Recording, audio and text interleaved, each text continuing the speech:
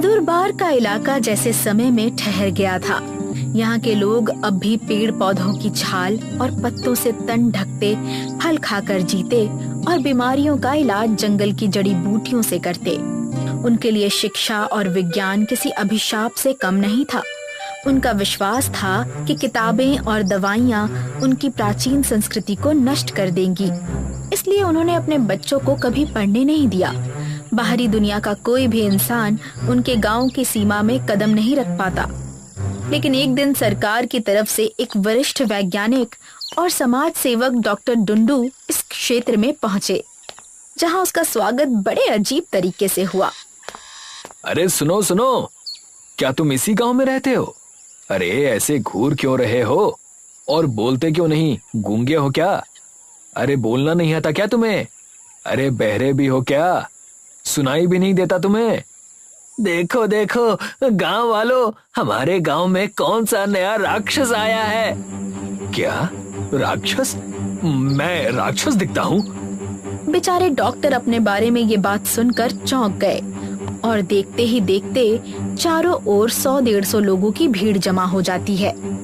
देखो तो ये कितना अजीब है, सफेद भूरे बाल, सफेद कपड़े, ये किसी झाड़ जैसा दिखता है। और वो गले में कौन सा सांप है? तभी गांव का मुखिया पंडित डॉक्टर को पूछता है, कौन हो तुम? यहाँ बाहरियों का आना मना है, तो तुम यहाँ हमारे इलाके में क्या करने आए हो? देखिए मैं कोई राक्षस नहीं हूँ, मैं एक डॉक्टर हूँ और यहाँ मैं आपके जीवन को समझने और आपके बच्चों तक ज्ञान पहुँचाने आया हूँ। मैं सिर्फ मदद करना चाहता हूँ। ज्ञान? तुम्हारी किताबें हमारे देवताओं का अपमान है, हमें इसकी जरूरत नहीं है। ये हमारी संस्कृति को नष्ट कर देगी, समझे? इसीलिए अभी के अभी यहाँ से लौट जाओ, लौट जाओ। हाँ, लौट जाओ, लौट जाओ। डॉक्टर डुंडू ने भीड़ की नफरत देखी, पर उनके चेहरे पर हार नहीं थी। उन्होंने गांव की सीमा पर बने एक छोटे से झोपड़े में रहने का निश्चय किया। ये गांव वाले लगता है मुझे अपनाएंगे नहीं, इसलिए मुझे पहले इनका विश्वास जीतना होगा, जिसके लिए मेरा यहाँ रहना जरूरी है। अगले दिन से डॉक्टर डुंडू ने अपनी नई जिंदगी शुरू की। वो अपने छोटे से झोपड़े में रहते, अपना काम खुद करते, गांव वालों से बात करने की कोशिश करते, लेकिन कुछ फायदा नहीं होता। कोई भी उनकी बात नहीं सुनता, उन्हें उसके करीब आने नहीं देता। लेकिन एक दिन जब वो अपने ही झोपड़े में कविता गुनगुना रहे थे, तब एक बच्चे ने उनकी आवाज सुनी और उनसे जाकर मिला। अरे तुम तो गाना गाते हो, और वो तुम्हारे हाथ में क्या है? ये एक किताब है जिसमें ज्ञान है, कहानियां हैं, जादू से भी ज्यादा ताकतवर बातें हैं। सुनोगे? लेकिन तुम तो राक्षस हो ना। लेकिन अगर मैं राक्षस होता तो तुम्हें चोट पहुंचाता, पर देखो मैंने तो तुम्हें कुछ नहीं किया। मैं तो यहाँ तुम्हारे साथ बातें कर रहा हूँ। तो बताओ तुम्हें इस किताब के बारे में और क्या क्या जानना है? आखिरकार इतने दिनों के बाद डॉक्टर की मेहनत का फल मिल चुका था, क्योंकि अब उन्होंने थामा का दिल जीत लिया था। थामा की जिज्ञासा भी धीरे धीरे डर पर भारी पड़ने लगी। वो चोरी छिपे डॉक्टर डुंडू के पास आता और उनसे नई बातें सीखता, जिसके कारण अब डॉक्टर, थामा और किताबों का मेल जोल शुरू हो चुका था। लेकिन एक दिन अचानक थामा और डॉक्टर की दोस्ती की खबर मुखिया तक पहुंच गई और डॉक्टर को सारे गांव वालों के सामने पेश किया गया। डुंडू, तुम हमारे थामा को बहका रहे हो, उसे नुकसान पहुंचा रहे हो। ये सही नहीं है, ये बिल्कुल भी सही नहीं है। देखिए मैं बहकाता नहीं हूँ, सिखाता हूँ। अगर मुझे थामा को नुकसान पहुंचाना होता तो वो मैं कब का कर चुका होता, लेकिन मैंने ऐसा नहीं किया। हाँ, डुंडू ने ऐसा कुछ नहीं किया।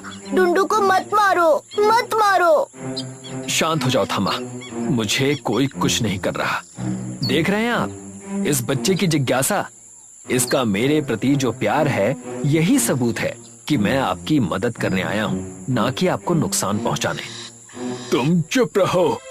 देखिए चिल्लाने से कुछ नहीं होगा, जो सच है वो सच है।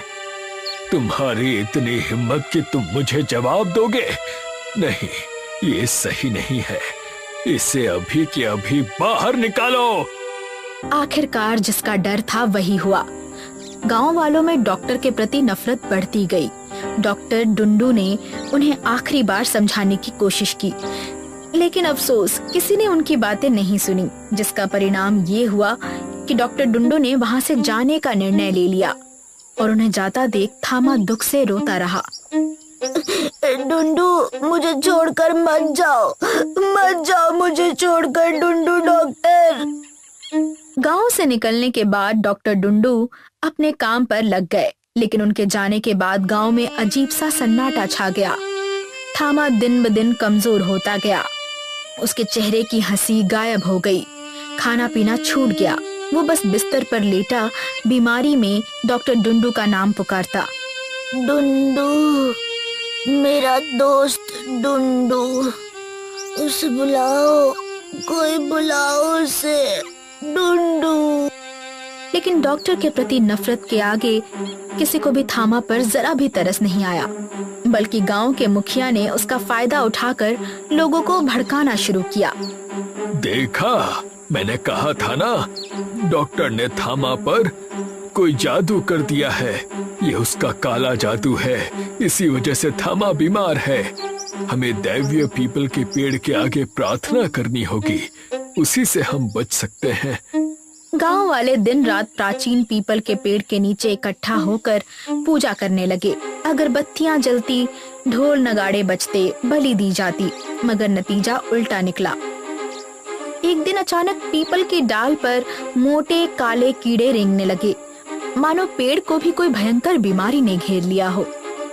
मुखिया जी, देखिए, दैवीय पीपल भी बीमार हो गया। अब तो सब खत्म हो जाएगा। अगर ये पेड़ मर गया तो गांव का क्या होगा? ये सब उस डॉक्टर का काम है।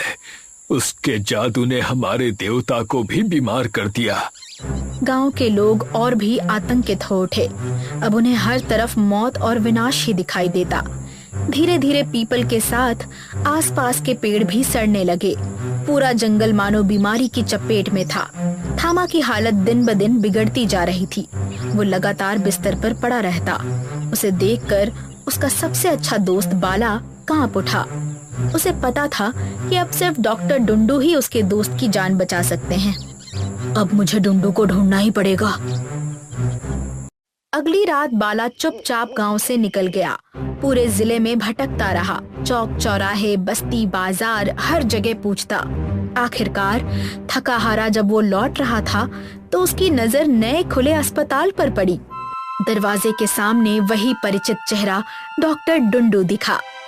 डुंडू, डुंडू, डुंडू! बाला डॉक्टर के पास गया और उसने उन्हें सब बता दिया, जिसे सुनकर डॉक्टर अपनी टीम के साथ गांव जा पहुंचे। गांव पहुंचकर उन्होंने भयावह दृश्य देखा। बीमार थामा को जमीन पर लाल कुमकुम और हल्दी के चक्र में लिटाया गया था।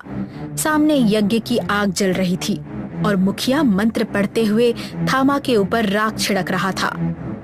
बस करो, ये बच्चा बीमार है, इसे तुम्हारे मंत्रों की नहीं दवा की जरूरत है। गांव वाले डॉक्टर डुंडू को देखकर भड़क उठे। भीड़ जमा हो गई। तभी बेहोश पड़ा थामा होश में आया और डॉक्टर से लिपट गया। ये चमत्कार देखकर सब हैरान हो गए। समझ गए कि डॉक्टर कोई साधारण इंसान नहीं। डॉक्टर डुंडू ने पीपल के पेड़ की जांच की। पता चला सालों से चढ़ाए गए फूल फल सड़कर कीड़े फैला गए थे, जो पूरे जंगल को खा रहे थे। उनकी टीम ने रोज दवा का छिड़काव शुरू किया। धीरे धीरे कीड़े गायब हो गए और जंगल फिर से हरा भरा हो गया। थामा स्वस्थ हो गया। गांव वालों ने पहली बार सच को समझ लिया। डुंडू साहब, हमें माफ कर दीजिए। हमने आपको राक्षस समझा, लेकिन आप राक्षस नहीं बल्कि रक्षक हैं। मैं रक्षक नहीं, बस आपका दोस्त हूँ, क्योंकि शिक्षा और विज्ञान से ही आप अपने भविष्य की रक्षा कर सकते हैं। आखिरकार डॉक्टर की बात सुनकर गांव का माहौल बदल गया। बच्चे पढ़ने लगे, नई तकनीक अपनाई गई। नदुरबार के उस आदिवासी इलाके में शिक्षा और विज्ञान का सूरज चमक उठा।